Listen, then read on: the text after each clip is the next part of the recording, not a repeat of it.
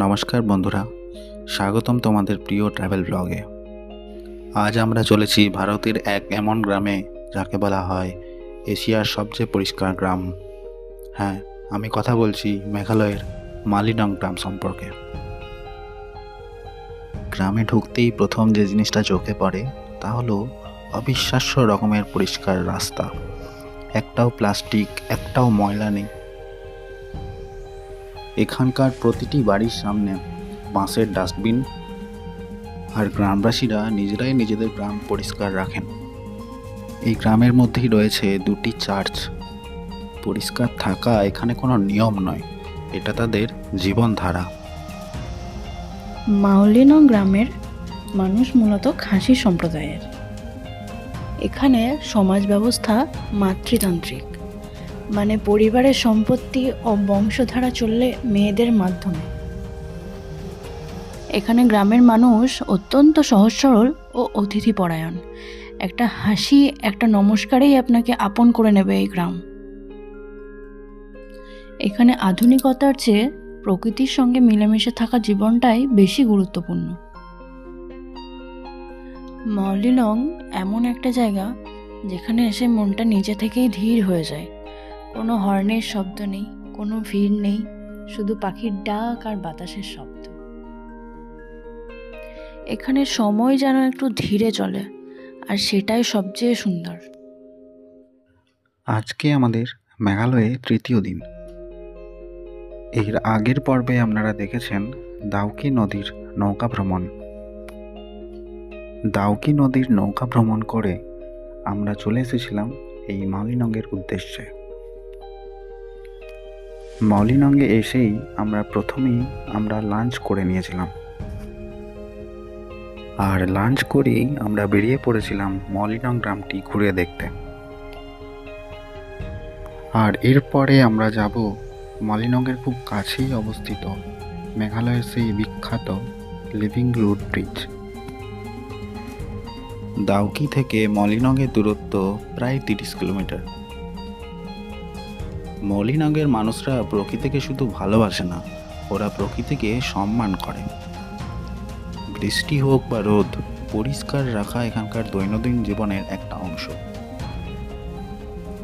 গ্রামের রাস্তাগুলো দেখুন, একদম পরিষ্কার, প্লাস্টিকের চিহ্ন নেই বললেই চলে। প্রতিটি বাড়ির সামনে সাজানো ফুল, ছোট ছোট বাগান আর কাঠের তৈরি ঘরগুলো যেন গল্প বলছে এখানকার মানুষের জীবনযাত্রার। মেঘালয় ট্রিপের এই অধ্যায়টা তাই আমাদের কাছে খুব স্পেশাল। যদি আপনাদেরও ভালো লাগে এই শান্ত সবুজ প্রকৃতি, তাহলে এই গ্রামটা একবার হলেও নিজের চোখে দেখে আসুন।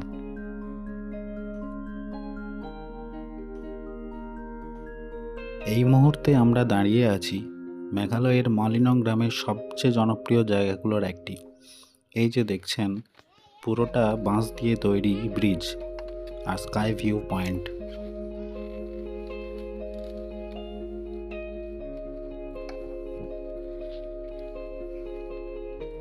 বাঁশের সিঁড়ি দিয়ে ধীরে ধীরে উঠতে উঠতে একটু কিন্তু নার্ভাস লাগবেই, কিন্তু বিশ্বাস করুন, নিচে দাঁড়িয়ে যতটা সুন্দর লাগছে, উপরে উঠলে কিন্তু তার চেয়েও বেশি সুন্দর লাগবে।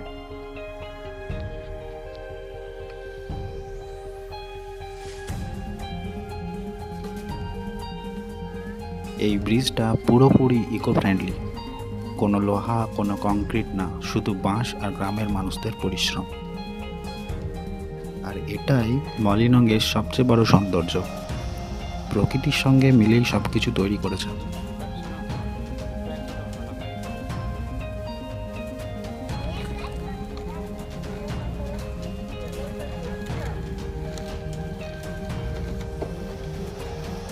এখানে দাঁড়িয়ে বাতাসটা একদম আলাদা লাগে, না শহরের ধোঁয়া, না কোলাহল, শুধু হালকা ঠান্ডা হাওয়া আর নিঃশব্দ প্রকৃতি। মাওলিনংয়ে এলে এই ব্যাম্বু ব্রিজ স্কাই ওয়াক একদম মিস করবেন না। এই ভিউ, এই অনুভূতি ভিডিওতে যতই দেখুন, নিজের চোখে দেখার অভিজ্ঞতা একেবারেই আলাদা। আমরা চলে এসেছি আমাদের পরবর্তী গন্তব্য মাওলিনংয়ের খুব কাছেই লিভিং রুট ব্রিজ। গাড়ি থেকে নেমেই শুরু হয় হাঁটা পথ। ধাপে ধাপে নামতে নামতে শরীর একটু ক্লান্ত হবে ঠিকই, কিন্তু মনটা ভরে যাবে।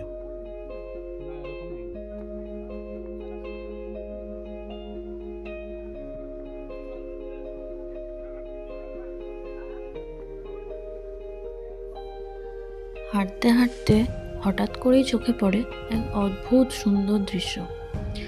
গাছের শিকড় দিয়ে তৈরি একটি সেতু। হ্যাঁ, এটাই সেই বিখ্যাত লিভিং রুট ব্রিজ।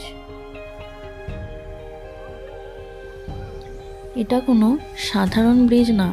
খাসি উপজাতির মানুষরা গাছের শিকড়গুলিকে ধীরে ধীরে একদিকে বাড়তে শিখিয়েছে, আর সময়ের সাথে সাথে প্রকৃতিই তৈরি করেছে এই শক্ত সেতু।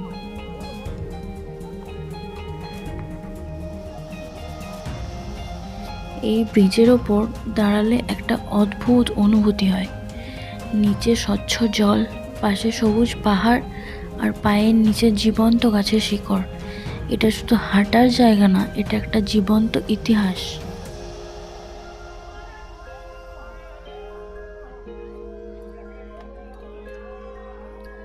শহরের ব্রিজগুলো সময়ের সাথে সাথে দুর্বল হয়ে যায়, কিন্তু এই ব্রিজ সময়ের সাথে সাথে আরো শক্ত হয়। এটাই প্রকৃতির সবচেয়ে বড় ম্যাজিক।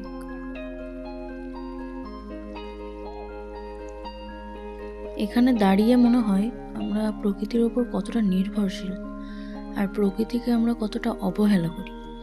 মাওলিনগের মানুষেরা আমাদের দেখিয়ে দেয় প্রকৃতিকে ব্যবহার নয়, প্রকৃতির সাথে সহাবস্থান করাই আসল উন্নয়ন।